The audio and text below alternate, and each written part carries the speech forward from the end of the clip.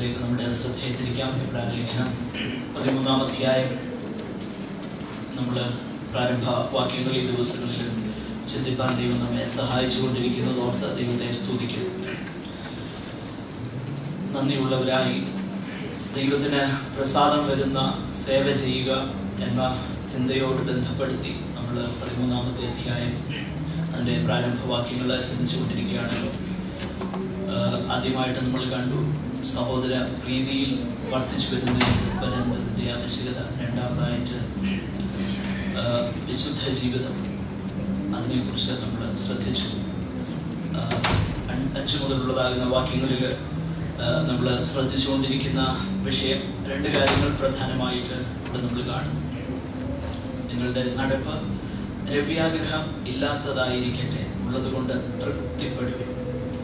തൃപ്തികരമാകുന്ന ഒരു ക്രിസ്തീയ ജീവിതത്തെക്കുറിച്ചാണ് നമ്മൾ ചിന്തിച്ചുകൊണ്ടിരിക്കുന്നത്. കഴിഞ്ഞ ആഴ്ചയിൽ ആദ്യത്തെ വിഷയം ചിന്തിപ്പാൻ ദൈവം നമ്മളെ സഹായിച്ചു. നിങ്ങളുടെ നടപ്പ് ദ്രവ്യാഗ്രഹം ഇല്ലാത്തതായിരിക്കട്ടെ. അതിനോടുള്ള ബന്ധത്തിൽ തിമോഥെയോസിൻ്റെ 1-ാം ലേഖനം 6-ാം അധ്യായത്തിൽ നിന്ന് നമ്മൾ അല്പം വിശദമായിട്ട് ചിന്തിക്കുകയുണ്ടായല്ലോ. അതുകൊണ്ട് കഴിഞ്ഞ ആഴ്ചയിൽ പറഞ്ഞ കാര്യങ്ങൾ വീണ്ടും അമർത്തിപ്പാൻ നമുക്ക് നിർവാഹമില്ല. രണ്ടാമത്തെ വിഷയമായിട്ട് കഴിഞ്ഞ ആഴ്ചയിൽ നമ്മൾ സൂചിപ്പിച്ചു പോയ വിഷയം, ഉള്ളത് കൊണ്ട് തൃപ്തിപ്പെടുക. Be content with what you have. ദൈവവചനം നൽകുന്നതാകുന്ന ആ ആഹ്വാനത്തിൻ്റെ അർത്ഥം എന്താണ്? അതിനെക്കുറിച്ചാണ് ഇത് രാത്രിയിൽ തുടർന്ന് നമ്മൾ പ്രാരംഭമായിട്ട് ചിന്തിക്കാനായിട്ട് പോകുന്നത്. ഉള്ളത് കൊണ്ട് തൃപ്തിപ്പെടുക. Be content with what you have. ഈ പദപ്രയോഗം തൃപ്തിപ്പെടുക എന്ന വാക്ക് പുതിയ നിയമത്തിൽ പല ഇടങ്ങളിൽ ഉപയോഗിച്ചിരിക്കുന്നത് നമുക്ക് കാണാൻ തക്കവണ്ണം കഴിയുന്നുണ്ട്. തിമോഥെയോസിന്റെ 1-ാം ലേഖനം അതിൻ്റെ 6-ൽ നമ്മളിങ്ങനെ വായിക്കുന്നു, അലംഭാവത്തോടു കൂടിയ ദൈവഭക്തി എന്താകുന്നു? വലിയ ആദായമാകുന്നു താനും. എന്ന് പറഞ്ഞാൽ അലംഭാവം എന്ന് പറഞ്ഞാൽ കണ്ടന്റ്മെന്റ്, ഗോഡ്ലിനെസ് വിത്ത് കണ്ടന്റ്മെന്റ്. അലംഭാവത്തോടുകൂടിയ അല്ലെങ്കിൽ തൃപ്തിയോടുകൂടിയ ദൈവം അനുവദിക്കുന്ന ജീവിത സാഹചര്യങ്ങളിൽ ദൈവത്തെ ആശ്രയിച്ച് ദൈവത്തിൻ്റെ ആ കരുതലുകളിൽ ചാരിക്കൊണ്ട് ദൈവത്തിൻ്റെ വഴികൾ തെറ്റിക്കൂടാത്തവയാണെന്ന് മനസ്സിലാക്കി ദൈവഹിതത്തിൽ ജീവിക്കുന്ന ഒരു ഭക്തന്റെ ജീവിതാനുഭവത്തെ കുറിച്ചാണ് അവിടെ നമ്മൾ വായിക്കുന്നത്. ഗോഡ്ലിനെസ്, ഭക്തിയോടുകൂടിയ അല്ലെങ്കിൽ തൃപ്തിയോടുകൂടിയ ദൈവഭക്തി ആദായമാകുന്നു.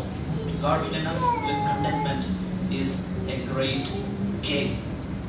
അതുകൂടാതെ തന്നെ 2 കൊരിന്ത്യർ 9-ാം അധ്യായം 8-ാം വാക്യത്തിലും ഇതേ പദപ്രയോഗം നമ്മൾ വായിക്കുന്നുണ്ട്. നിങ്ങൾ എല്ലായ്പ്പോഴും പൂർണ്ണ തൃപ്തിയുള്ളവരായി നിങ്ങളിൽ സകല കൃപയും പെരുക്കുവാൻ ദൈവം ശക്തിയുള്ളവരാണ്. നോക്കി, അപ്പോൾ നിങ്ങൾക്ക് എന്തിനാ കൃപ ആവശ്യമായിരിക്കുന്നത്? അവിടെ പറയുകയാണ്, നിങ്ങൾ എല്ലായ്പ്പോഴും തൃപ്തിയുള്ളവരാകുക. ഈ ദൈവത്തെ ഒരു മുച്ചീട്ട് കളിക്കാരൻ്റെ ആ നിലയിലേക്ക് താഴ്ത്തുന്ന പല പരിപാടികളുമുണ്ട്. 1 വെച്ചാൽ 2 കിട്ടും. വെയ് രാജ വെയ്. അപ്പോൾ പറയുന്നത് ഇങ്ങനെയാണ്, കൊടുക്കുക കിട്ടും. അവിടെ ആ കോണ്ടെക്സ്റ്റ് നിങ്ങളൊന്ന് വായിച്ചു നോക്കിയാൽ അവിടെ ഭൗതിക വിഷയങ്ങളിൽ ആ വിശുദ്ധന്മാര്, ദരിദ്രരായിരിക്കുന്ന വിശുദ്ധന്മാരുടെ ഭൗതിക ആവശ്യങ്ങളിൽ അവര് സഹായം ചെയ്യുന്നതിനെ കുറിച്ചാണ് പറഞ്ഞത്. 2 കൊരിന്ത്യർ 9-ാം അധ്യായം, നിങ്ങൾ 9-ാം അധ്യായം 8-ാം അധ്യായം വായിച്ചു നോക്കിയാൽ ആ കാര്യം വളരെ വ്യക്തമാണ്. ധനശേഖരണത്തോടുള്ള ബന്ധത്തിലാണ് പൗലോസ്ലീഹ അല്ലെ ആ വേദഭാഗം എഴുതുന്നത്. അങ്ങനെ എഴുതി വരുമ്പോൾ ഇന്ന് നമ്മൾ കേൾക്കുന്നത് നേരെ വിപരീതമായിട്ട് സീഡ് മണി എന്ന് കേട്ടിട്ടുണ്ടോ? വിത്ത് അയച്ചു തരിക, അയച്ചു തന്നു കഴിഞ്ഞാൽ അത് പെരുകും, അനുഗ്രഹിക്കപ്പെടും, ഒത്തിരി കിട്ടും എന്നൊക്കെ പറയുന്നതല്ല വേദപുസ്തകത്തിന്റെ പഠിപ്പീര്. അപ്പൊ നിങ്ങളുടെ മനസ്സിൽ ഒത്തിരി ചിന്ത കാരണം ഈ നമ്മുടെ ഉള്ളിൽ അങ്ങ് രൂഢമൂലമായിരിക്കുന്ന കാര്യങ്ങൾ വേദപുസ്തകത്തിൽ ഉള്ളതാണെന്നാണല്ലോ നമ്മൾ ചിന്തിക്കുന്നത്. വേദപുസ്തകത്തിൽ ഇല്ല എന്നുള്ളത് നമുക്ക് അറിയത്തില്ല, അതുണ്ടെന്ന്. അപ്പം വേദപുസ്തകത്തിലുണ്ട് എന്ന് തലമുറകളായി ചിന്തിച്ചു വരുന്ന ഒരു കാര്യത്തെ കുറിച്ച് ഒരു മനുഷ്യൻ എന്ന് പറഞ്ഞു കഴിഞ്ഞാൽ ആ ഒരു മനോഭാവമാണ് നമുക്കിപ്പോൾ തോന്നുന്നത്. എന്നാൽ ആ വേദഭാഗം നമ്മൾ വായിച്ചു നോക്കിയാൽ ആ വിഷയത്തോടുള്ള ബന്ധത്തിൽ നിങ്ങളുടെ വിതയും ഒക്കെ പൊലിപ്പിക്കുന്ന ആ ദൈവം, ആ വേദഭാഗം മുകളിൽ നിന്ന് വായിക്കാം. നമ്മളിപ്പോ റെഫർ ചെയ്ത ആ വേദഭാഗം, ലോഭമായി വിതയ്ക്കുന്നവൻ, അത് ഭൗതിക അല്ലെങ്കിൽ ദൈവമക്കളുടെ ആവശ്യങ്ങളിൽ കൂട്ടായ്മ കാണിക്കുന്ന വിഷയത്തോടുള്ള ബന്ധത്തിൽ തന്നെ. ഓക്കെ, അപ്പൊ നമ്മൾ ചിന്തിക്കും ഇല്ലെങ്കിൽ എങ്ങനെയാ കൊടുക്കുന്നത്, ഈ കാര്യങ്ങളൊക്കെ അതിനെക്കുറിച്ചൊക്കെ നമുക്ക് ചിന്തിക്കാനായിട്ട് കഴിയും. ആകട്ടെ, അതിങ്ങനെ പറഞ്ഞു വരുമ്പോൾ ലോഭമായി വിതയ്ക്കുന്നവൻ ലോഭമായി കൊയ്യും, പിന്നെ ധാരാളമായി വിതയ്ക്കുന്നവൻ ധാരാളമായി. എന്താ കൊയ്യുന്നത്? ഈ വാക്യം എടുത്തേച്ചാണ് പലരും പറയുന്നത് അയച്ചു വന്നു കഴിഞ്ഞാൽ ഇരട്ടിയായിട്ട് വർദ്ധിച്ചു വരും, കൊയ്യും കൊയ്യും കൊയ്യും. എന്താണ് ധാരാളമായിട്ട് കൊയ്യുന്നത്? അടുത്ത വാക്യം വായിച്ചു. കൊടുക്കട്ടെ.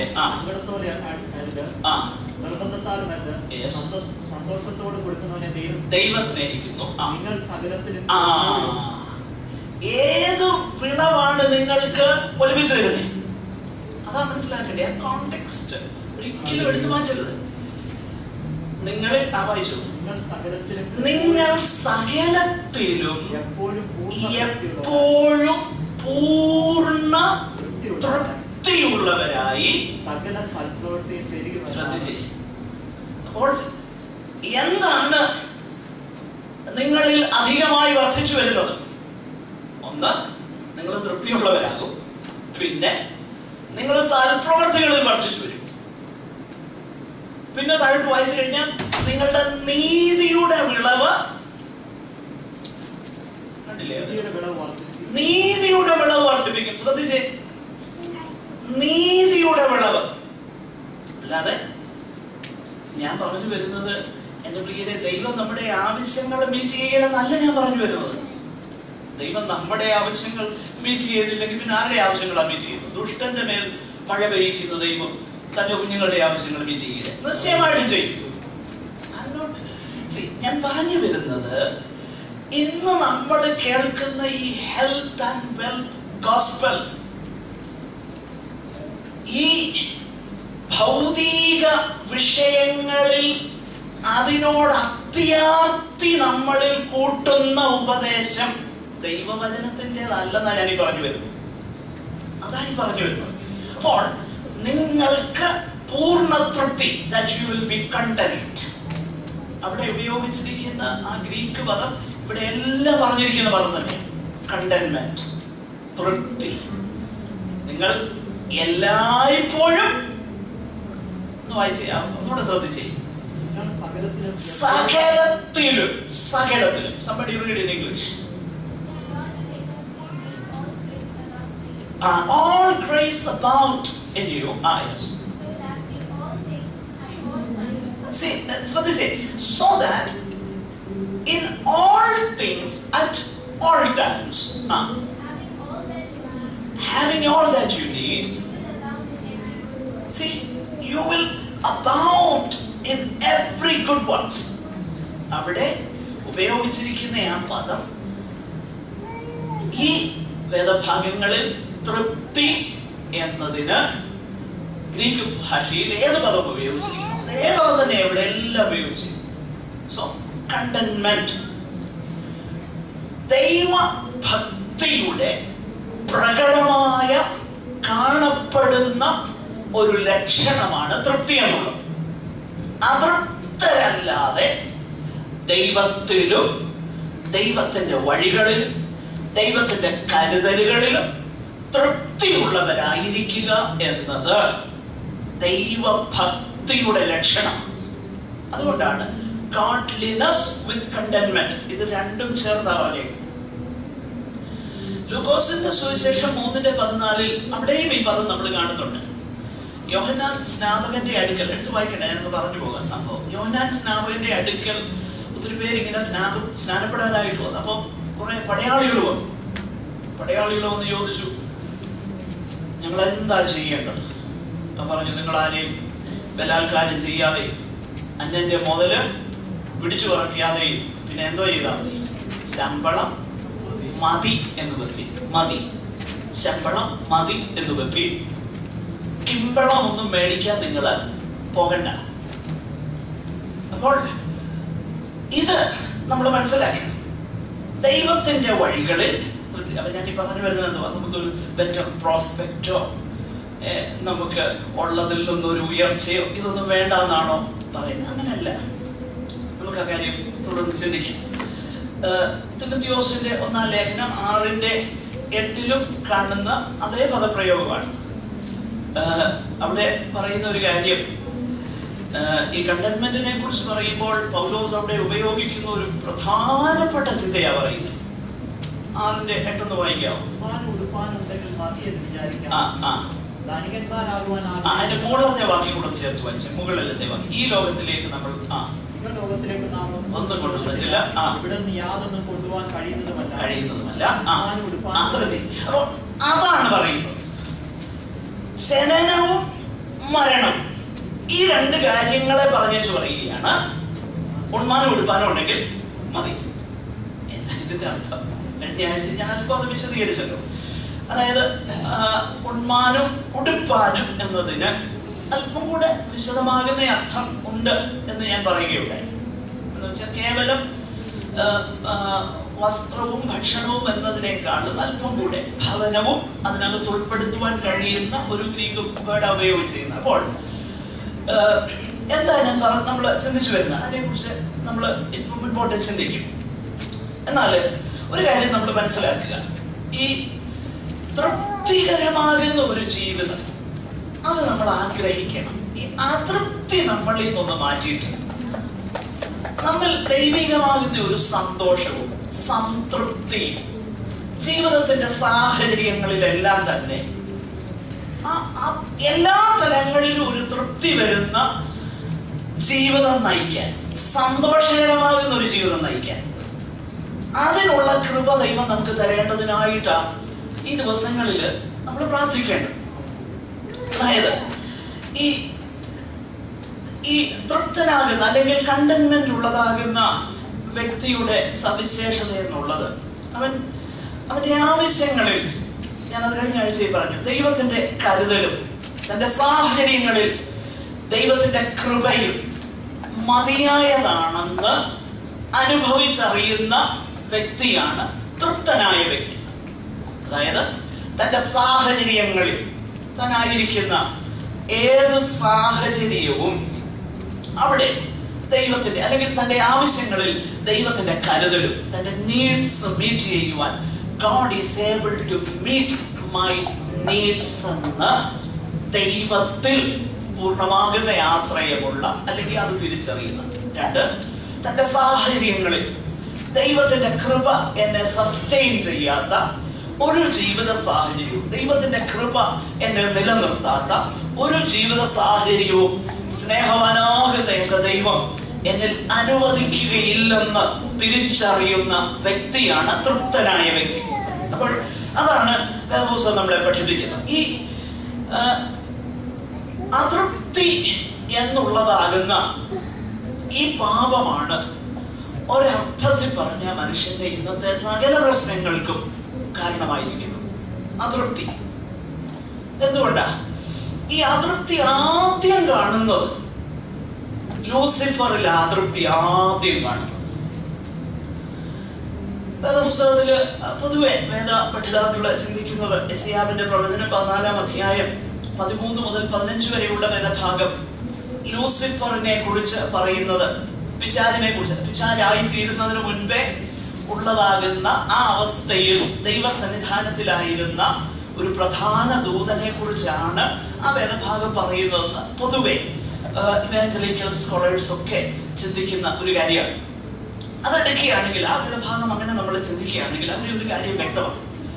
അവിടെ ഈ അരുണോദയ പുത്രനാകുന്ന സൺ ഓഫ് മോർണിംഗ് പ്രഭാതത്തിന്റെ പുത്രനാകുന്ന ഇവൻ, അങ്ങനെ ആ പേര് വിളിക്കപ്പെട്ട ഈ വ്യക്തി, ആ വ്യക്തി വെട്ടേറ്റ് നിലത്തു വീഴാൻ കാരണം എന്നാണെന്നറിയാം.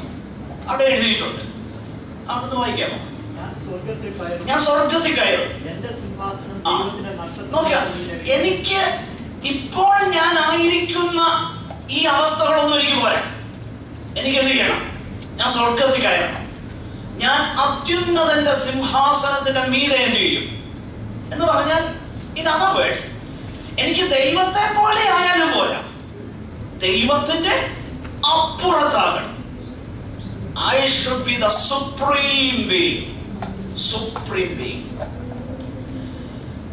ഈ ഡിസ്കണ്ടന്റ്മെന്റ് ആണ് ആദ്യം മുതൽ ഈ ദിവസം വരെ പിശാച് വളരെ വളരെ ഇഫക്റ്റീവായിട്ട്, വളരെ ശക്തിയോടെ, വളരെ ഫലപ്രദമായിട്ട് ഉപയോഗിച്ചുകൊണ്ടിരിക്കുന്നതാകുന്ന ഒരു പൈശാചിക ആയുധമാണ്. ഇത് ഫലപ്രദമായിട്ട് ആദ്യം ഉപയോഗിക്കുന്നത് എവിടെയാണെന്നറിയോ? ഇത് ഉപയോഗിക്കുന്നത് ഏതൻ തോട്ടത്തിലാണ്. ആദാമിനോടും ഹവ്വയോടും പറഞ്ഞ എന്തുവാ? ദൈവത്തിനറിയാം ഇത് നിങ്ങൾ തിന്നു കഴിഞ്ഞാൽ നിങ്ങൾ ദൈവത്തെ പോലാണ്, അതുകൊണ്ട് ദൈവം ഇത് തരാതിരിക്കണം. അപ്പൊ അവർ ചിന്തിച്ചു, ശരിയാണ്. ആ ചിന്തയാണ് അവരുടെ വീഴ്ചയിലേക്ക് നയിച്ചത്. അപ്പൊ ഈ ഒരു അതൃപ്തി എന്ന കാര്യം, അതാണ് മനുഷ്യന്റെ വീഴ്ചയ്ക്ക് കാരണമായി തീർന്നു. അതുകൊണ്ട് തന്നെ ദൈവമക്കളുടെ, അല്ലെങ്കിൽ ദൈവത്തെ സേവിക്കുന്ന, ഭക്തരാകുന്ന, ദൈവത്തെ സ്നേഹിക്കുന്ന ഒരു ദൈവവൈതലിന്റെ പ്രധാനപ്പെട്ട ലക്ഷണം എന്നുള്ളത് വേദപുസ്തക പ്രകാരം ഈ തൃപ്തിയാണ്, അല്ലെ ഭാവമാണ്, കണ്ടന്റ്മെന്റ്, ഗോഡ്ലിനെസ് വിത്ത് കണ്ടന്റ്മെന്റ്. ദൈവഭക്തനാകുന്ന മനുഷ്യന്റെ ഒരു പ്രധാനപ്പെട്ട ലക്ഷണമാണ് കണ്ടന്റ്മെന്റ്. അപ്പോഴത് അതിനെക്കുറിച്ച് ഒന്ന് രണ്ട് കാര്യങ്ങൾ ഞാൻ മുമ്പേ പറഞ്ഞല്ലോ. 1 തിമോഥെയോസ് 6-ാം അധ്യായം 8-ാം വാക്യത്തെ കുറിച്ച് ഒന്ന് വിശദീകരിച്ച് ഞാനങ്ങ് പോകാം. 1 തിമോഥെയോസ് 6-ാം അധ്യായം 8-ാം വാക്യത്തിൽ നമ്മളിങ്ങനെ വായിക്കുന്നു, ഉണ്മാനും ഉടുപ്പാനും ഉണ്ടെങ്കിൽ മതി എന്ന് ഉറക്കെ പറഞ്ഞേ. നിങ്ങൾ പലരും പേടിച്ച ഇത് പറയാത്തത്, എനിക്ക് ഇത് ഏറ്റു പറഞ്ഞെങ്കിൽ പിന്നെ ഉണ്മാനും ഉടുക്കാനും മാത്രമേ ഉള്ളൂ. ഈ വേദപുസ്തകത്തിൽ പറഞ്ഞേക്കുന്നൊന്നും ഏറ്റു പറയാനൊന്നും പേടിക്കേണ്ട കാര്യമൊന്നുമില്ല കേട്ടോ. അത് മാത്രം നമുക്ക് പേടിക്കേണ്ട കാര്യമില്ല, വേറെ ഏതും പേടിക്കണം.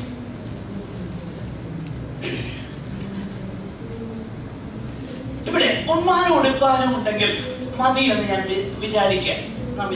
ഞാൻ ആദ്യമേ പറഞ്ഞു അതിന്റെ കോണ്ടെക്സ്റ്റ്. അവിടെ മരണത്തോടും ജനനത്തോടും മരണത്തോടുമുള്ള കാര്യം.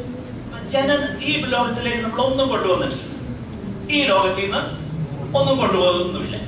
അപ്പൊ ഈ ലോകത്തിലേക്ക് ഒന്നും കൊണ്ടുവന്നിട്ടുമില്ല, ഈ ലോകത്തിൽ നിന്ന് ഒന്നും കൊണ്ടുപോകുന്നുമില്ലെങ്കിൽ ഇവിടെ കിട്ടുന്നതെല്ലാം ബോണസാണ്, അല്ലേ? ഈ ലോകത്തിലേക്ക് നമ്മൾ ഒന്നും കൊണ്ടുവന്നിട്ടില്ല, ഇവിടെ നിന്നൊന്നും കൊണ്ടുപോകത്തുമില്ല. അങ്ങനെയെങ്കിൽ ഇവിടെ കിട്ടുന്നത് മുഴുവൻ ബോണസാ. മനസ്സിലായോ? അപ്പൊ കിട്ടുന്നതെല്ലാം ബോണസ് ആണെങ്കിൽ തൃപ്തിയോടെ ജീവിക്കാൻ, ശ്രദ്ധിച്ചേ, തൃപ്തിയോടെ ജീവിക്കാൻ ഇവിടെ നമ്മൾ വായിക്കുന്നത് ഉണ്മാനും ഉടുപ്പാനും ഉണ്ടെങ്കിൽ എന്ന് പറഞ്ഞാൽ അടിസ്ഥാന സൗകര്യങ്ങൾ ഒരു വ്യക്തിക്കുണ്ടെങ്കിൽ അതുപോലും അവൻ ഡിസേർവ് ചെയ്യുന്നതല്ല. പക്ഷെങ്കിൽ തൃപ്തിയോടെ ജീവിപ്പാൻ ഒത്തിരി കാര്യങ്ങളൊന്നും വേണ്ട, അടിസ്ഥാനപരമാകുന്ന കാര്യങ്ങൾ ഉണ്ടേലും തൃപ്തിയോടെ ജീവിക്കാം. അതാണ് അതിന്റെ അർത്ഥം. ഞാൻ പറഞ്ഞ മനസ്സിലായോ? ആ വാക്യത്തിന്റെ അർത്ഥം അതാണ്. അതായത് അടിസ്ഥാന സൗകര്യങ്ങൾ ഉണ്ടെങ്കിൽ തൃപ്തിയോടെ ജീവിക്കാം, ഒത്തിരി ഒന്നും വേണം. ഇത് മനസ്സിലോട്ട് കയറാൻ വേണ്ടിയിട്ട് ഒരു കഥ പറയാം. ഇഷ്ടമല്ലേ എല്ലാവർക്കും? ഒരു കൊച്ചു കഥ. യൂഷ്വലി ഞാൻ കഥയൊന്നും പറയാറില്ല. കഥയും ഈ സയന്റിഫിക് ഡിസ്കവറീസ് ഒന്നും പറയേണ്ട വേദിയല്ല പ്രസംഗ പീഠമൊന്നും എനിക്ക് ഭയങ്കര ചിന്തയുള്ളതാണ്. കഥകൾ ഇല്ലാഞ്ഞിട്ടോ ഒന്നുമല്ല, ദൈവത്തിന്റെ കൃപയാണ്. പക്ഷെങ്കിൽ ഇത് പെട്ടെന്ന് മനസ്സിലോട്ട് കയറാൻ വേണ്ടി ഒരു എനിക്ക് തോന്നുന്ന അല്പം സഹായകരമാകുന്ന ഒരു കഥയാണ് ഞാൻ വായിച്ച സ്റ്റോറി. അതിങ്ങനെയാണ്, ഒരു മത്സ്യബന്ധനം ചെയ്യുന്ന മീൻപിടുത്തക്കാരനാകുന്ന ഒരു മനുഷ്യൻ. ആ മീൻപിടുത്തക്കാരനാകുന്ന ഒരു മനുഷ്യൻ, എല്ലാവരും നിങ്ങളൊക്കെ ഇവിടെ ശ്രദ്ധിച്ചേ, കഥ ലിസൺ. മീൻപിടുത്തക്കാരനാകുന്ന ഒരു മനുഷ്യൻ ഒരു ഉച്ച കഴിഞ്ഞ സമയത്ത് നല്ല സണ്ണി, നല്ല എന്ന് പറഞ്ഞാൽ നല്ല സൂര്യപ്രകാശമൊക്കെയുള്ള ഒരു ദിവസം, ഉച്ച കഴിഞ്ഞ് നല്ല ഇവിടുത്തെ പോലൊന്നുമല്ല, ചൂടൊന്നും ഇല്ലാത്ത നല്ല വാമായിട്ടുള്ള അങ്ങനെ ഒരു ക്ലൈമറ്റിലുള്ള ഒരു മത്സ്യബന്ധനക്കാരൻ ഒരു ബീച്ചിൽ, നല്ല മനോഹരമാകുന്ന ഒരു ബീച്ചിൽ പോയി അദ്ദേഹം ഇങ്ങനെ ഒരു ചൂണ്ടയൊക്കെ ഇട്ടുകൊണ്ടിരിക്കുകയാണ്. വളരെ ആസ്വദിച്ച് ചൂണ്ടയൊക്കെ ഇട്ട് അങ്ങോട്ട് ദൂരെയോട്ട് നോക്കി കടലിന്റെ ആ ശബ്ദമൊക്കെ കേട്ട്, തിരയടിക്കുന്ന ആ ശബ്ദമൊക്കെ കേട്ട്, സൂര്യൻ ആ കടലിലോട്ട് താഴാൻ പോകുന്ന ആ ഭംഗിയൊക്കെ ഇങ്ങനെ ആസ്വദിച്ച്, പക്ഷികളെ ഇതൊക്കെ കണ്ടിങ്ങനെ നല്ല ആസ്വദിച്ച് സന്തോഷത്തോടെ ചൂണ്ടയിട്ടുകൊണ്ടിരിക്കുക. അപ്പൊ ചൂണ്ടയിട്ടുകൊണ്ടിരിക്കുമ്പോൾ തന്നെ അവന്റെ ജീവസന്ധാരണം കൂടെയാണത്.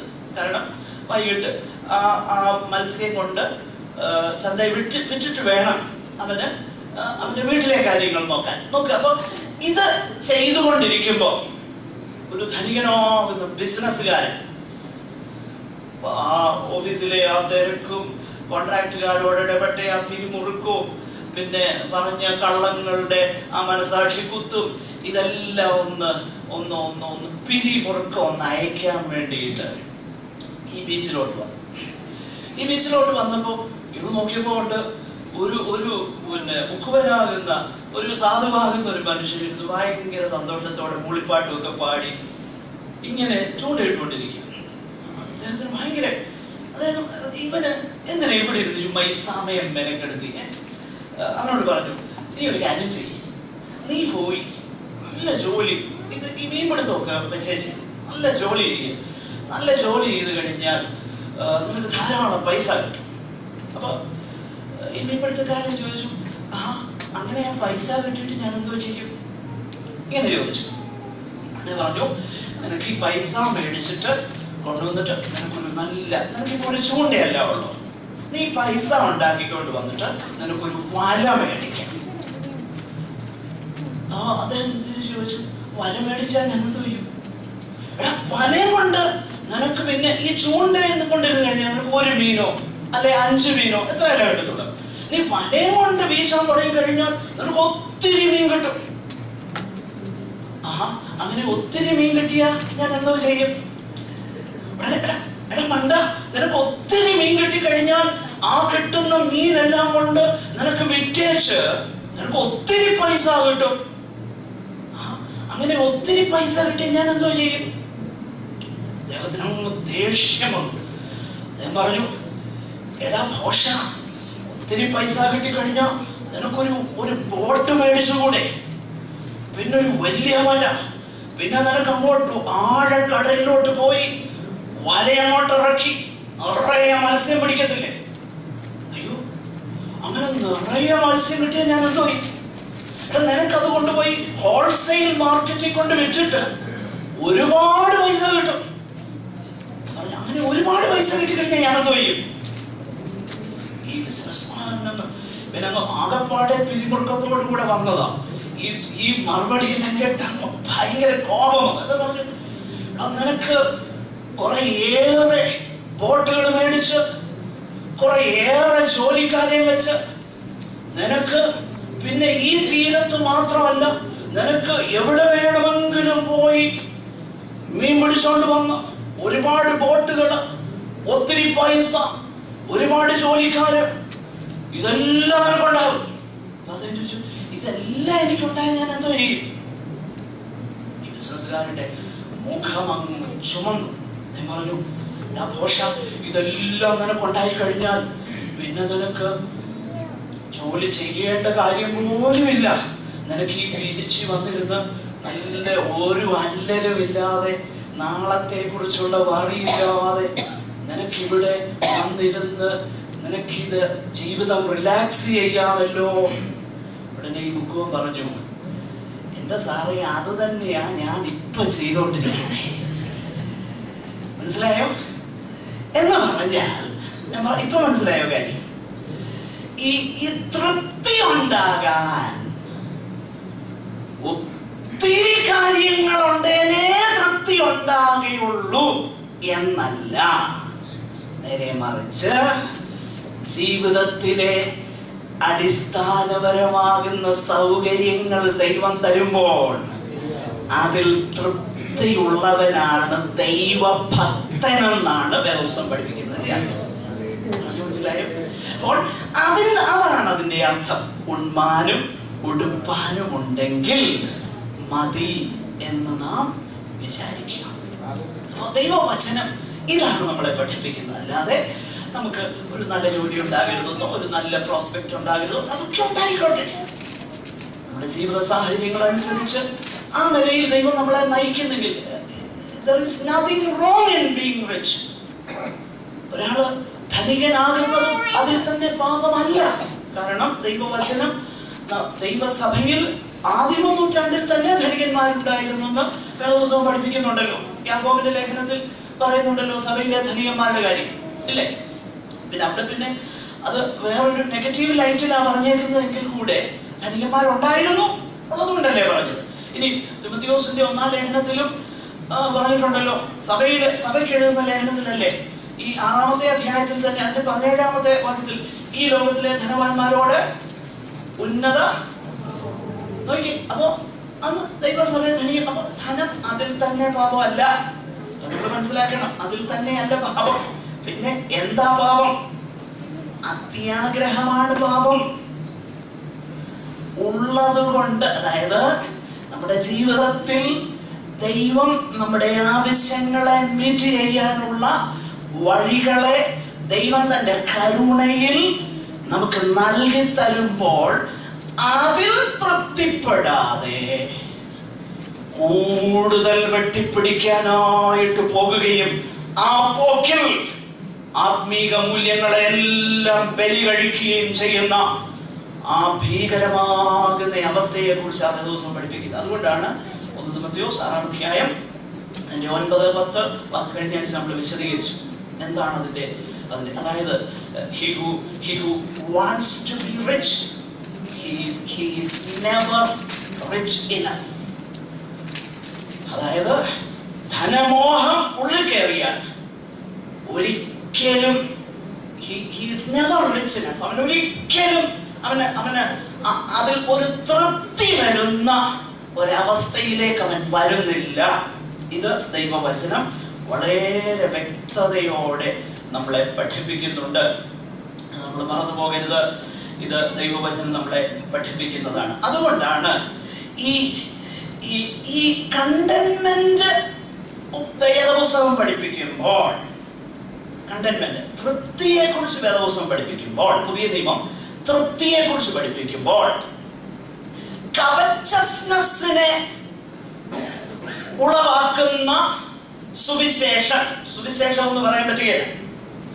അതായത് അത്യാഗ്രഹത്തെ ജനിപ്പിക്കുന്ന സുവിശേഷം അത് മറ്റൊരു സുവിശേഷമാണ്, വേറെ സുവിശേഷമാണ്. അത് പുതിയ നിയമത്തിലെ സുവിശേഷമല്ല. അതിന്റെ പുറകെ 10,000 ഉണ്ടെങ്കിലും, അങ്ങനെയുള്ള സഭകളിൽ ഒത്തിരി പേരുണ്ടെങ്കിലും അത് സുവിശേഷമല്ല. കാരണം അങ്ങനെ ഒത്തിരി പേരുള്ള ഒരു മഹാകൂട്ടം നിത്യനാശത്തിലേക്ക് പോകുമെന്ന് യേശു വളരെ വ്യക്തതയോടെ പഠിപ്പിച്ചിട്ടുണ്ട്. അതുകൊണ്ട് ആൾക്കൂട്ടമോ ഇതൊന്നും ഒരു മാനദണ്ഡമല്ല, നമ്മൾ മനസ്സിലാക്കണം ദൈവവചനം. അപ്പോൾ അതായത് അതുകൊണ്ടാണ് ഈ ഹെൽത്ത് ആൻഡ് വെൽത്ത് ഗോസ്പൽ എന്ന് പറയുന്നത്. നമ്മൾ തിമോഥെയോസിന്റെ ഈ 1-ാം ലേഖനത്തിൽ തന്നെ നമ്മൾ കണ്ടല്ലോ. അവിടെ നമ്മൾ കാണുന്ന ഒരു കാര്യം 5-ാം വാക്യത്തിൽ 6-ന്റെ 5 നമ്മൾ കഴിഞ്ഞ ആഴ്ച ഞാൻ സൂചിപ്പിച്ചു പോയി. അവർ ദൈവഭക്തി ആദായ സൂത്രം എന്ന് വിചാരിക്കും. ദൈവഭക്തിയെ ധനമുണ്ടാക്കാനുള്ള മാർഗമായിട്ട് ചിലരുടെ ചില സോ കോൾഡ് പിന്നെ വേൾഡ് റിനൗൺഡ് പ്രോഫറ്റ്സ് എന്നൊക്കെ വിളിക്കുന്ന ചിലരൊക്കെ ഉണ്ട്. പ്രത്യേകിച്ച് അത് കൂടുതലുള്ളത് ഈ ചെന്നൈയിലൊക്കെയാണ്. ആ ഭാഗത്ത് കൂടുതൽ ചെയ്യാൻ കണ്ടിട്ടുണ്ട്. അവരുടെയൊക്കെ അവർ ചില കോൺഫറൻസുകളൊക്കെ ഉണ്ടാക്കും. ഫയർ കോൺഫറൻസ് എന്നൊക്കെ പറയും. ഈ ഫയർ കോൺഫറൻസിൽ പോയാൽ നിങ്ങളുടെ പേഴ്സിന് കിഴുത്ത വീഴുമെന്നല്ല അത് തീ പിടിച്ച്, അല്ലാതെ ഒരു തീയും അവിടെ ഇറങ്ങിയില്ല. I can guarantee that. അതിന്റെ പുറകെ പോകുന്ന ഒത്തിരി പേരുണ്ട്. ഇപ്പൊ എന്നാ ചാർജ് ചെയ്യുന്നതെന്ന് അറിയാമോ? ഭയങ്കര ചാർജാണ് ചെയ്യുന്നത് അതിനകത്ത് അറ്റൻഡ് ചെയ്യാൻ. ആരുടെ അവരുടെ ലക്ഷ്യം എന്താണെന്നറിയാമോ? ധനസമ്പാദനം. പറയുന്നത് എന്താണെന്നറിയോ? സീഡ് മണി. നോക്കിയിരിക്കുകയാണ്, വിതച്ചേച്ച് നോക്കിയിരിക്കുക കൊയ്യാൻ. അയ്യോ, അത്യാർത്തി അങ്ങ് കൂടുകയാണ്. അത്യാർത്തി. അപ്പൊ ഈ അത്യാർത്തിയെ വർദ്ധിപ്പിക്കുന്നത് gospel of the grace of God അല്ല, കൃപയുടെ സുവിശേഷമല്ല. It is a gospel of greed,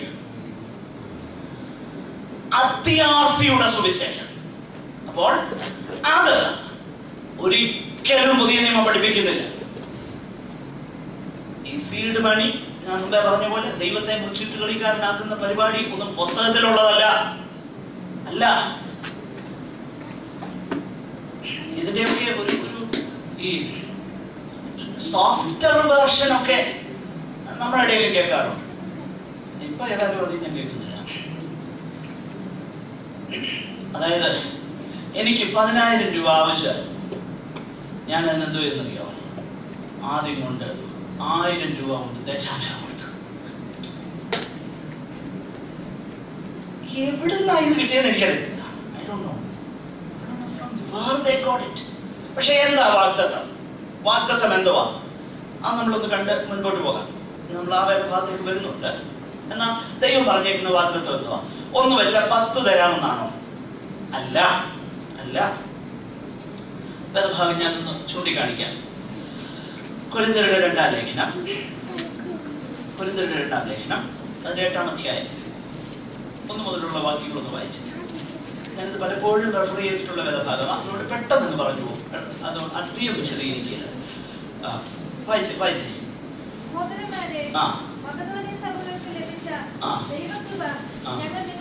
നോക്കുക, എന്താ മക്കതോന്യ സഭകൾക്ക് ആ വിഷയത്തെ കുറിച്ച് നമ്മൾ ചിന്തിക്കുക അല്പം, ദൈവകൃപയെ കുറിച്ച്. അപ്പൊ മക്കതോന്യ സഭയ്ക്ക് ലഭിച്ച ദൈവകൃപ എന്തുവാ? വായിച്ചു. കഷ്ടത എന്ന കഠിന ശോധനയിൽ ആയിരുന്നിട്ടും ഒരു നിമിഷം നിർത്തണേ. അപ്പൊ ഈ ഹെൽത്ത് ആൻഡ് വെൽത്ത് ഗോസ്പൽ ഞാനെന്നെ പഠിപ്പിക്കുന്നേ. കഷ്ടത വന്നെങ്കിൽ അത് 2 കുഴപ്പം കൊണ്ടാ, അല്ലെങ്കിൽ 2 ശാപം കൊണ്ടാ. 100 വർഷം മുമ്പേ വല്യപ്പന്മാര് ചെയ്ത ഏതാണ്ടിന്റെ ഫലമാണ് ഇപ്പൊ ഇരിക്കുന്നതെന്നൊക്കെ ഓരോരുത്തര് ഇപ്പൊ ഈയിടെയൊക്കെ തോന്നിയ ചിലരൊക്കെ പറയുന്നത്. എവിടെ നിന്ന് കിട്ടുന്നു? മക്കതോന്യ സഭകൾക്ക് ലഭിച്ച ദൈവകൃപ ഞാൻ നിങ്ങളോട് അറിയിക്കുന്നു. എന്താണത്? കഷ്ടത എന്ന കഠിന ശോധനയിൽ അവരായിരുന്നു. പക്ഷെ അവർക്ക് എന്തോ ഉണ്ടായിരുന്നു. അപ്പൊ കഷ്ടത എന്ന കഠിന ശോധനയിൽ ഇരിക്കുന്ന ഒരാൾക്ക് സന്തോഷ സമൃദ്ധി ഉണ്ടാകാമോ? അതാ കണ്ടന്റ്മെന്റ്. മനസ്സിലായോ? കഷ്ടത എന്ന കഠിന ശോധനയിൽ ഇരിക്കുമ്പോൾ സന്തോഷ സമൃദ്ധി ഉണ്ടാകുന്നതാണ് തൃപ്തി, കണ്ടന്റ്മെന്റ്. അങ്ങനെ തൃപ്തരായിരുന്ന മക്കതോന്യ സഭക്കാരെന്തോ ചെയ്തു? അവര് തൃപ്തിയാണ്. അവര് തൃപ്തരായപ്പോൾ അവരെല്ലാത്തിലും തൃപ്തരാണ്. നമ്മൾ വായിച്ചല്ലോ 9-ാം അധ്യായം അതിന്റെ 8-ാം വാക്യത്തില്, നിങ്ങൾ സകലത്തിലും പൂർണ്ണ തൃപ്തിയുള്ളവരാണ്. മക്കതോന്യ സഭക്കാരെങ്ങനെയായിരുന്നു? അവര് പൂർണ്ണ തൃപ്തിയുള്ളവരായിരുന്നു. അതുകൊണ്ട് സകല സൽപ്രവൃത്തിയിലും അവരെന്ത് ചെയ്തു? വർദ്ധിച്ചു വന്നു. എന്താ സൽപ്രവൃത്തി? വായിച്ചു. മഹാദാരിദ്ര്യം. കഷ്ടത എന്ന കഠിന ശോധനയിൽ ഇരിക്കുന്നു. മഹാദാരിദ്ര്യത്തിലിരിക്കുന്നു, പക്ഷെ സന്തോഷ സമൃദ്ധി, പൂർണ്ണതൃപ്തി. പിന്നെ ആ സന്തോഷ സമൃദ്ധി എന്ന് മാത്രമല്ല, അവര് ധാരാളം ഔദാര്യം കാണിപ്പാൻ കാരണമായി തീർന്നു. വിശുദ്ധന്മാരുടെ സഹായത്തിനുള്ള ധർമ്മവും കൂട്ടായ്മയും സംബന്ധിച്ച് അപേക്ഷിച്ചു.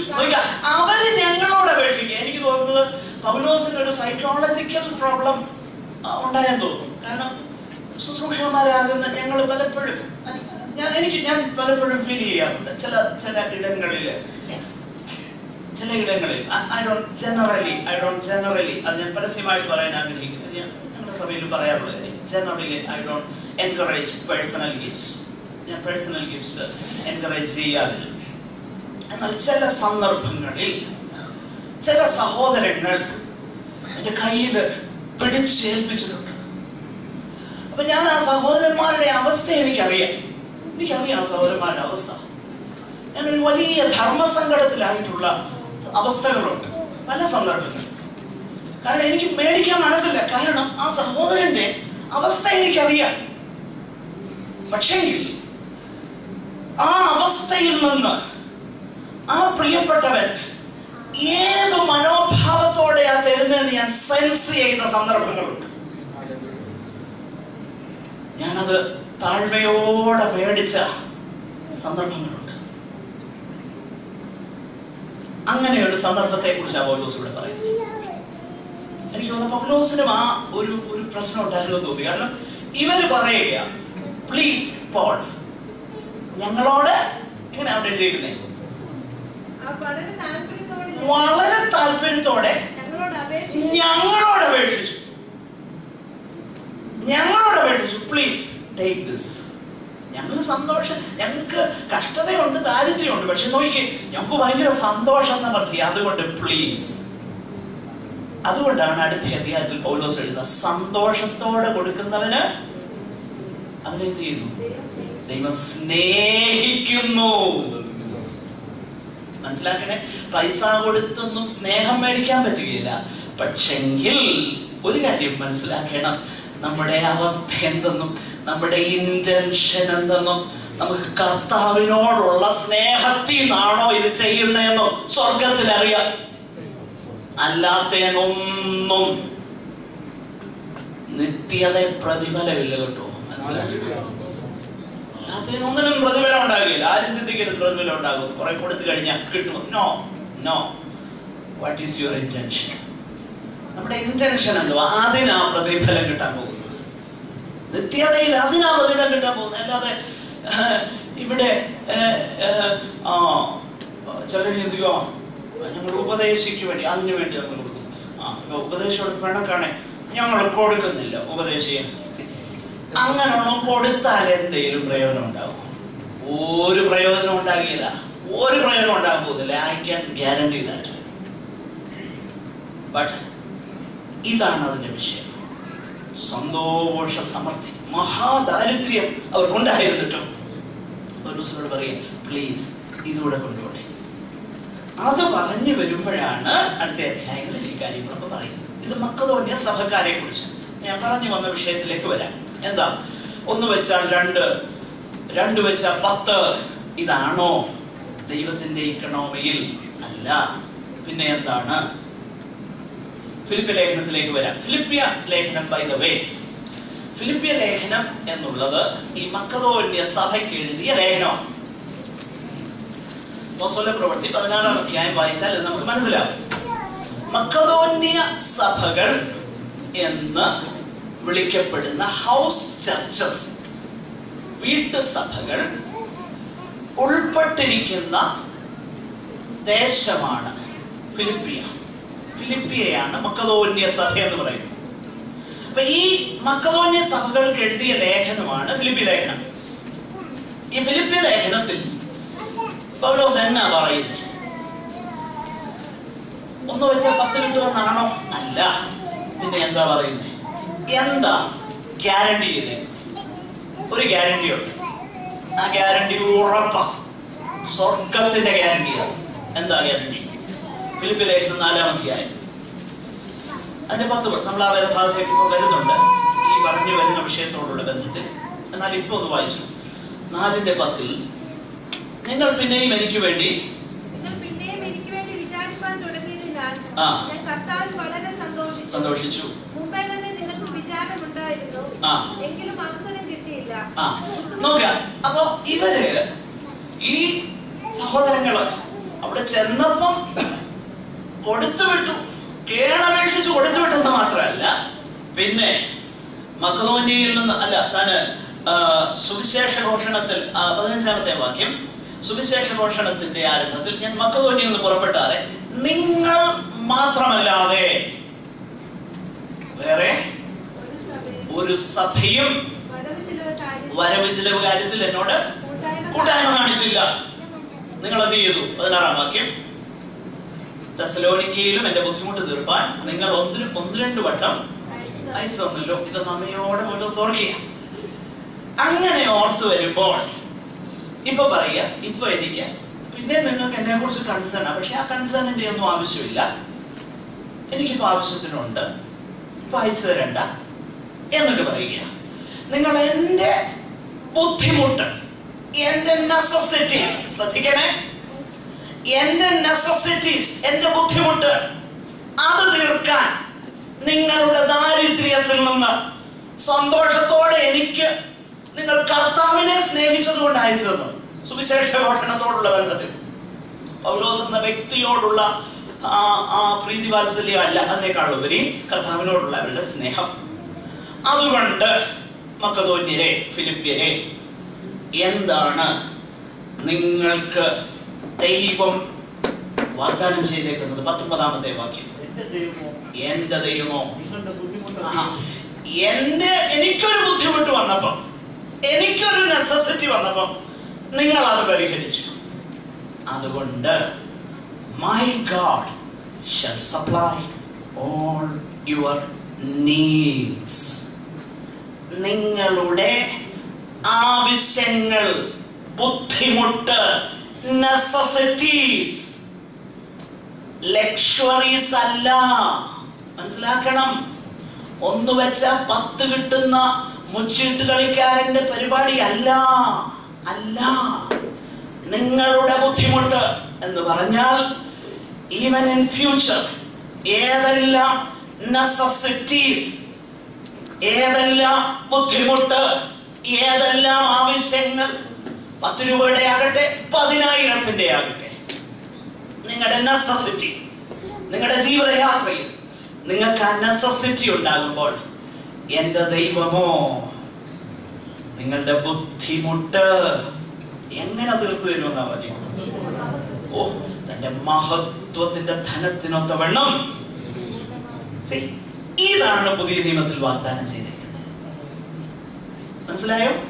അല്ലാതെ മറ്റേ അത്യാഗ്രഹം വർദ്ധിപ്പിക്കുന്ന, ഗ്രീഡ് ഉണ്ടാക്കുന്ന, അത്യാർത്തി ഉണ്ടാക്കുന്ന അതല്ല പുതിയ നിയമം പഠിപ്പിക്കുന്നത്.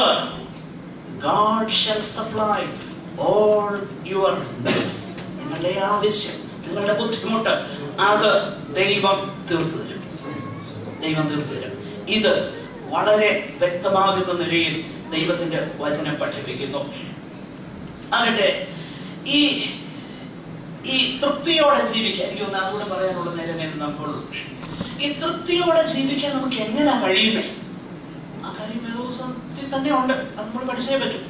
മനസ്സിലാക്കണം എങ്ങനെ നമുക്ക് ഈ തൃപ്തിയോടെ ജീവിക്കാൻ കഴിയുന്നത്. ഈ ഗ്രീക്ക് തത്വചിന്തകന്മാർ, സ്റ്റോയിക് തത്വചിന്തകന്മാര് ഇതേ പദപ്രയോഗം തന്നെ ഉപയോഗിച്ചിട്ടുണ്ട്. വേദോസത്തിൽ ഉപയോഗിച്ചിരിക്കുന്ന ഇതേ പദപ്രയോഗം, തൃപ്തി, കണ്ടന്റ്മെന്റ്, ഇതേ പദം അവർ പറഞ്ഞിട്ടുണ്ട്. അവർ പറഞ്ഞിരിക്കുന്നത്, അവർ പഠിപ്പിച്ചത്, അവരുടെ തത്വചിന്ത അനുസരിച്ച്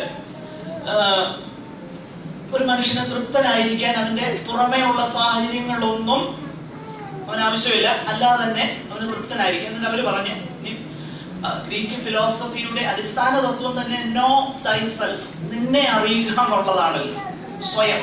ഓക്കെ, എന്നാൽ പകുതി ആ പറഞ്ഞതിന്റെ ഒരു പകുതി ശരിയാണ് വേദപുസ്തക പ്രകാരമുള്ള തൃപ്തിയോടുള്ള ബന്ധത്തിൽ. എന്താ നമ്മുടെ തൃപ്തിയും അത് സാഹചര്യങ്ങളിൽ നിന്നും സ്വതന്ത്രമാകുന്ന പര്യാപ്തതയാണ്, സംശയമൊന്നുമില്ല. ഗ്രീക്കുകാർ പഠിപ്പിക്കുന്നത് സാഹചര്യങ്ങളിൽ നിന്നും സ്വതന്ത്രമാകുന്ന സ്വയം പര്യാപ്തതയെ അവർ പഠിപ്പിക്കുമ്പോൾ, ക്രിസ്ത്യൻ കണ്ടന്റ്മെന്റ്, ക്രിസ്തീയ തൃപ്തി, അത് വേദപുസ്തകം പഠിപ്പിക്കുന്നത് സ്വയം പര്യാപ്തതയല്ല, പിന്നെയോ it is not self sufficiency, പിന്നെയോ ക്രൈസ്റ്റ് സഫിഷ്യൻസിയാണ്. ക്രിസ്തു മതിയായവനാണെന്നുള്ളതാണ് വേദപുസ്തകം പഠിപ്പിക്കുന്നത്. ഞാനത് വ്യക്തമാക്കാം. സ്വയപര്യാപ്തതയല്ല, ക്രൈസ്റ്റ് സഫിഷ്യൻസി. കർത്താവ് മതിയായവൻ, കർത്താവ് മതിയായവൻ. എന്താണ് നമ്മൾ വായിച്ച ആ വേദഭാഗത്തേക്ക് വരാം. ഫിലിപ്പിയരുടെ ലേഖനം 4-ാം അധ്യായം അതിന്റെ 12-ാമത്തെ വാക്യം. എനിക്കറിയാം. അത് ഇംഗ്ലീഷിൽ പറഞ്ഞേക്കുന്നത് എങ്ങനെയാണെന്ന് ഒന്ന് വായിക്കാമോ?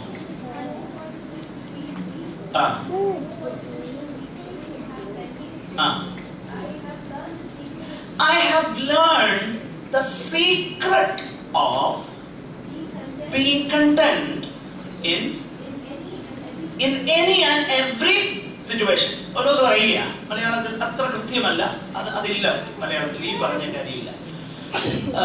ഒറിജിനൽ ലാംഗ്വേജിൽ പറഞ്ഞേക്കുന്ന എനിക്കറിയാം, തൃപ്തിയോടെ ജീവിക്കാനുള്ളതിന്റെ രഹസ്യം എനിക്കറിയാം. രഹസ്യം എനിക്കറിയാം. പുതിയ ട്രാൻസ്ലേഷൻ വല്ലതും അങ്ങനെ ഉണ്ടോ? ഒന്ന് വായിക്കാമോ?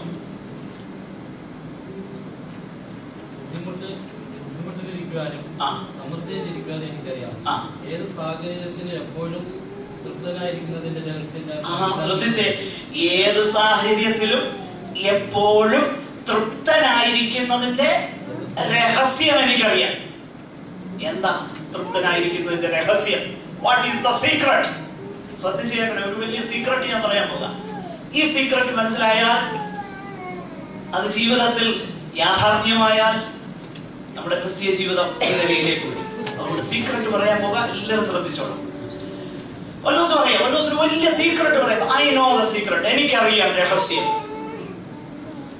എന്താണ് രഹസ്യം? ഞാൻ മുമ്പേ തന്നെ അത് പറഞ്ഞു. ഈ രഹസ്യം അതെന്നിലുള്ള എന്തെങ്കിലും അല്ല, പിന്നെയോ അത് മുഴുവൻ കേന്ദ്രീകരിച്ചിരിക്കുന്നത് കർത്താവിനാണ്. അല്ലേ? അടുത്ത വാക്യം ഒന്ന് വായിച്ചേ, അതിന്റെ 13-ാം വാക്യം. What is the secret, Paul? എന്നാ പൗലോസ് രഹസ്യം?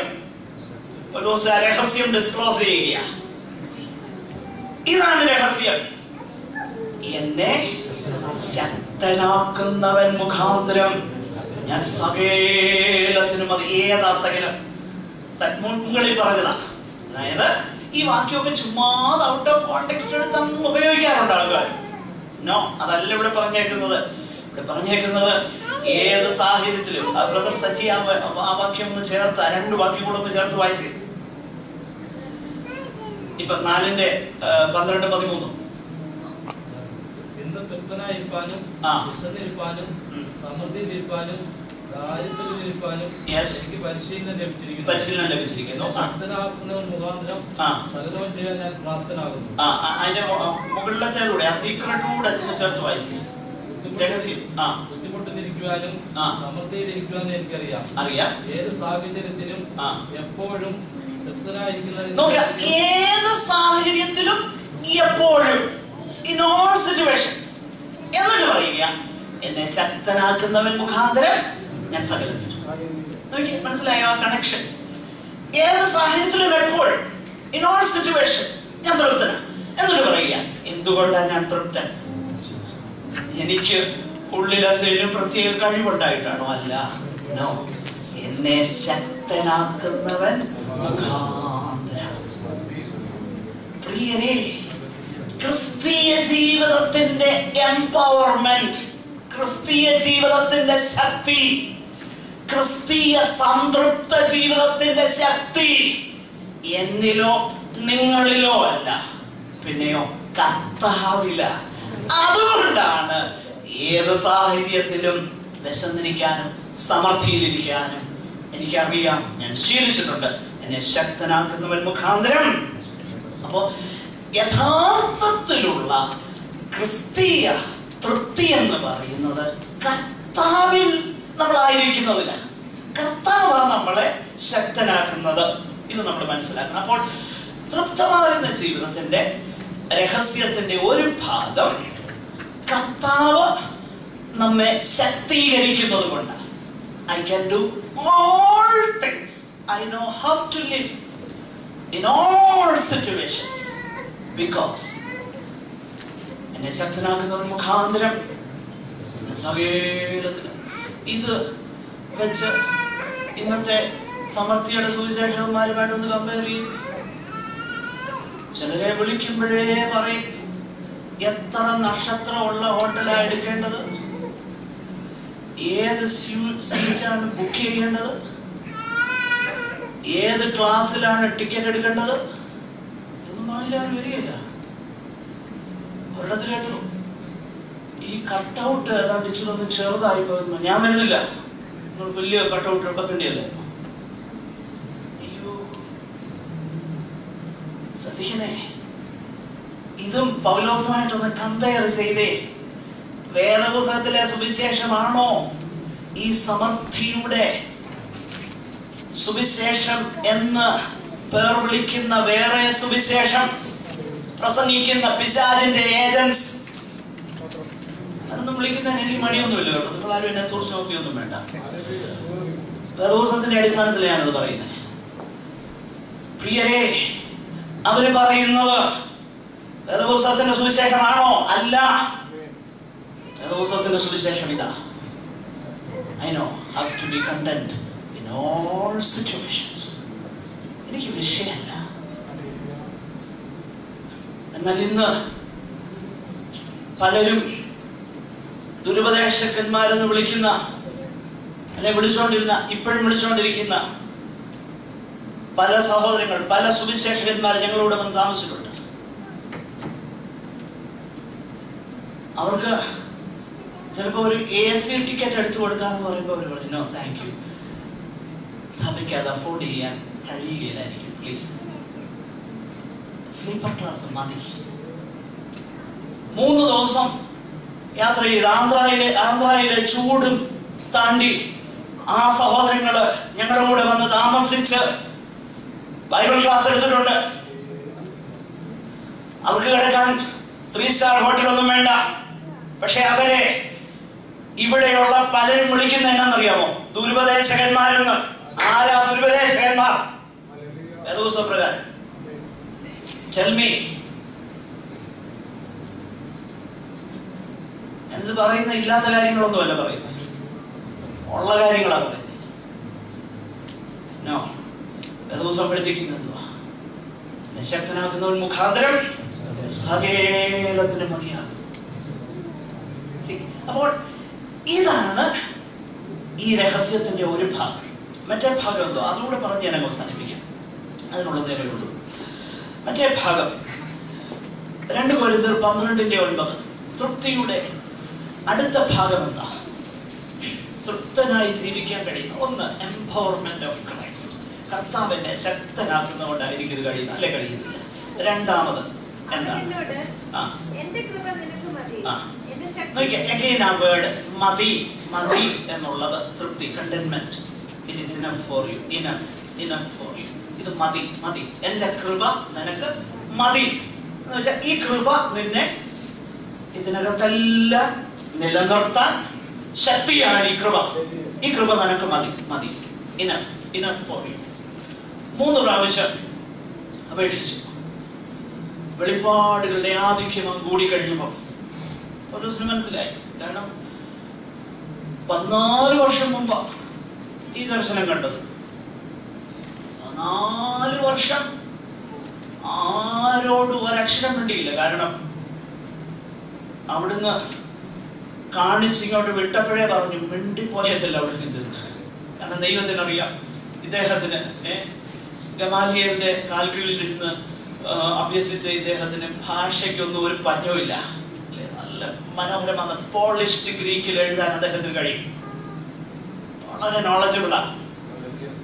അപ്പൊ ദൈവം നോക്കാൻ അറിയാം. ഇവനോട് ഇത് പറഞ്ഞില്ല ഇവൻ എന്ത് ചെയ്യും? ഒക്കെ എഴുതും. ചിലപ്പോ ഞാൻ ഓർക്കാറുണ്ട്, ഇപ്പോഴുള്ള ചില ഈ പുസ്തകങ്ങളൊക്കെ ചിലർ കണ്ടെന്നും കേട്ടെന്നും ഒക്കെ പറഞ്ഞ് നരകത്തെ കുറിച്ചുള്ള ദർശനം എന്നൊക്കെ വരും. എന്റെ പൊന്നു കർത്താവേ, പൗലോസിനോട് അന്ന് ഒന്ന് അനുവദിച്ചിരുന്നായിരുന്നേല് ഈ പാഴുകളൊന്നും വായിക്കാതെ നമ്മുടെ ഇടയിൽ എന്നാലും ഇറങ്ങും എന്ന് ഞാനാണ് ചിന്തിച്ചു പോയിട്ടുണ്ട്. ദൈവം എന്നാ ദൈവത്തിന് അറിയത്തില്ല അതല്ല. ആകട്ടെ, ഞാൻ പറഞ്ഞു വരുന്നതിന്റെ താല്പര്യം, പൗലോസിനോട് പറഞ്ഞു മിണ്ടിപ്പോകല്. പൗലോസ് പറഞ്ഞു മനുഷ്യർക്ക് ഉച്ചരിച്ചുകൂടാത്ത I am forbidden to reveal it to you. എനിക്കത് പറയാൻ പറ്റില്ല. I have seen that. 3-ാം സ്വർഗ്ഗത്തോളം എടുക്കപ്പെട്ടു. അത് 14 വർഷം മുമ്പ്. 14 വർഷം ഈ കാര്യം പോലും ആരോടും പറഞ്ഞിട്ടില്ല. ഈ കൊരിന്തിലുള്ളവര് അങ്ങ് അവരുടെ അറിവുണ്ടെന്നും ഭയങ്കര കൃപാവരമാണെന്നൊക്കെ പറഞ്ഞ് വീർത്തൊക്കെ ഇരുന്നപ്പം പൗലോസ് പറഞ്ഞു, നോ, ഇതൊക്കെ ഇത്രയേ ഉള്ളൂ. എനിക്കറിയാം, ക്രിസ്തുവിൽ ഒരു മനുഷ്യനെ ഞാൻ അറിയുന്നു. ശരീരത്തോടുകൂടെയോ അല്ലാതെയോ ഒന്നും ഞാൻ പറയുന്നില്ല. പക്ഷെ അവൻ 3-ാം സ്വർഗ്ഗത്തോളം എടുക്കപ്പെട്ടെന്ന് ഞാൻ അറിയുന്നു. തേർഡ് പേഴ്സണിൽ പറയുക. എന്നിട്ട് പറയുകയാണ്, ഈ വെളിപ്പാടുകളുടെ എല്ലാം ആധിക്യം എനിക്കുണ്ട്. പക്ഷെങ്കിൽ ഞാൻ നിഗളിച്ചു. പിന്നെ ആദ്യമൊന്നും അത് മനസ്സിലായില്ല എന്തുകൊണ്ടാണ്. പിന്നീട് മനസ്സിലായി. ഞാൻ നിഗളിച്ചു പോകാതിരിക്കാൻ എന്നെ കുത്താനായിട്ട് പിശാചിന്റെ ഒരു ദൂതനെ തന്നെ എന്റെ കൂടെ എപ്പോഴും വെച്ചേക്കുക. എപ്പോഴേലും ഒരു നിഗളം വരുമ്പോഴത്തേനും ഒരു കുത്ത് കിട്ടുമ്പോഴത്തേന് താഴോട്ട് വരും. അങ്ങനെ കുത്താനായിട്ട് നോക്കാം. പ്രിയരെ, വേറൊരു കാര്യം അതിന്റെ ഇടയ്ക്കൊന്ന് പറഞ്ഞുപോട്ടെ. പിശാചിനെ പോലും ദൈവം ഈ ഭൂമിയിൽ അനുവദിച്ചേക്കുന്നത് ഞാനും നീയും ചൊവ്വേ നടന്ന് നിത്യതയെ വരാൻ വേണ്ടിയിട്ടാണ് കേട്ടോ. അപ്പൊ അതിനു വേണ്ടിട്ട് ഇതിലേ വരുന്നു അതിലേ പോകുന്നു. അതുകൊണ്ട് 7 വെള്ളിയാഴ്ച 10 വെള്ളിയാഴ്ച എന്നൊക്കെ പറഞ്ഞു വരുന്ന പരിപാടിയൊന്നും പുസ്തകത്തിലുള്ളതല്ല. അല്ല, പിശാചിനെ പോലും ഒരു ലീഷിൽ കഴുത്തിൽ ഒരു കയറൊക്കെ കെട്ടി ഇങ്ങനെ വെച്ചേക്കുക. Thus far and no further. പിശാചേ, നിന്നെ കൊണ്ട് ഞാൻ പണി ചെയ്യിപ്പിക്കും. എന്താ പണി? എന്റെ മക്കളെ ചൊവ്വേ നടത്താൻ. അങ്ങനെ ഒരു സന്ദർഭമാണ് ഇവിടെ നമ്മൾ കാണുന്നത്. പൗലോസ് പറയുകയാണ്, ഈ കുത്താൻ ഒരു ദൂതനെ. പക്ഷേ ഇടയ്ക്കൊക്കെ ഈ കുത്ത് കിട്ടുമ്പോൾ വലിയ വേദനയോടെ താൻ പറഞ്ഞു, ലോർഡ് പ്ലീസ്. 3 പ്രാവശ്യം അപേക്ഷിച്ചു, ഇതൊന്ന് മാറ്റി തന്നാൽ കൊള്ളായിരുന്നു, ഇതൊന്ന് മാറ്റി തന്നാൽ കൊള്ളായിരുന്നു എന്ന് പറഞ്ഞു. ഉടനെ പറഞ്ഞു, no Paul, my grace is sufficient for you. എന്റെ ശക്തി, എന്റെ കൃപ നിനക്ക് മതി. എന്റെ ശക്തി ബലഹീനതയിൽ തികഞ്ഞു വരും. അപ്പോൾ അതുകൊണ്ട് താഴോട്ട് പറയുക, ഞാൻ ഇനി എനിക്കിതൊന്നും എനിക്ക് വിഷയമല്ല, ഇത് എന്റെ ജീവിതത്തിൽ ഇരിക്കുന്ന വിഷയമല്ല. ഞാൻ എന്റെ ബലഹീനതയിൽ പ്രശംസിക്കും. എനിക്ക് തൃപ്തനായിട്ടിരിക്കാൻ അറിയാം. പിശാചിന്റെ ദൂതൻ ചുറ്റും ഇങ്ങനെ കുത്തു നടക്കുമ്പോഴും എനിക്ക് തൃപ്തിയോടെ ഇരിക്കാൻ അറിയാം. കാരണം എനിക്ക് ദൈവം കൃപ തരികയാ. കൃപയെന്ന് പറഞ്ഞാൽ എന്തുവാ? കൃപയെന്ന് പറഞ്ഞാൽ അതിന്റെ ബേസിക് ഡെഫിനിഷൻ എന്ന് പറഞ്ഞാൽ തന്നെ അർഹതയില്ലാത്ത ദാനമാണ്. അപ്പൊ അങ്ങനെയാണെങ്കിൽ അർഹതയില്ലാത്ത ദാനമാണ് ഇതെങ്കിൽ നമ്മൾ ഇന്ന് അനുഭവിക്കുന്ന സകലവും നമ്മൾ അർഹിക്കുന്നതൊന്നുമല്ലേ, അർഹിക്കുന്നതിൽ കൂടുതലാണ് എന്ന് തിരിച്ചറിയുമ്പോൾ നന്ദിയോടെ ദൈവത്തിന് സ്തോത്രം ചെയ്യാം. നമ്മളൊക്കെ ചിലപ്പോ ഇങ്ങനെ നമ്മളൊക്കെ ഞാനിങ്ങനെ ഇരിക്കും, ഇതുപോലൊന്നും അല്ലായിരുന്നു ഞാൻ ഇരിക്കേണ്ടത്.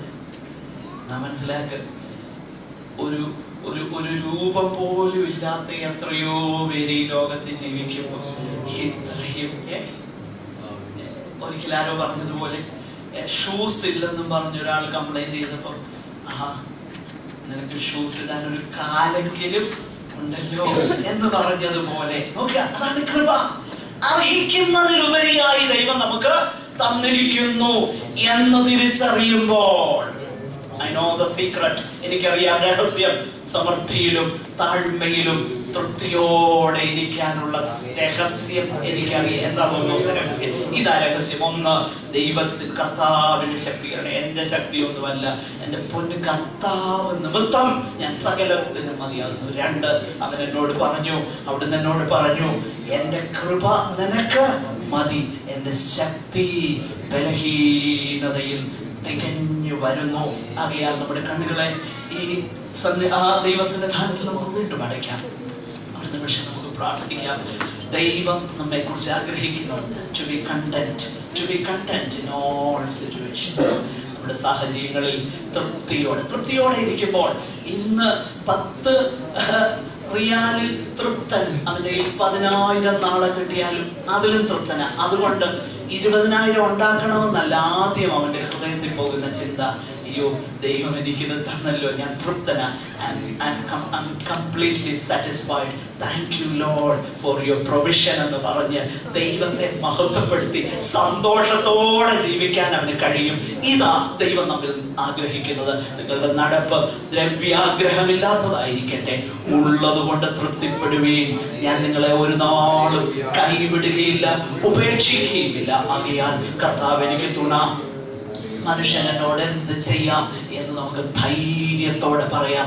ദൈവം നമ്മെ ഈ വചനങ്ങളാൽ അനുഗ്രഹിക്കട്ടെ. സഹോദരന്മാരുടെ ഒരാൾക്ക് ദയവായി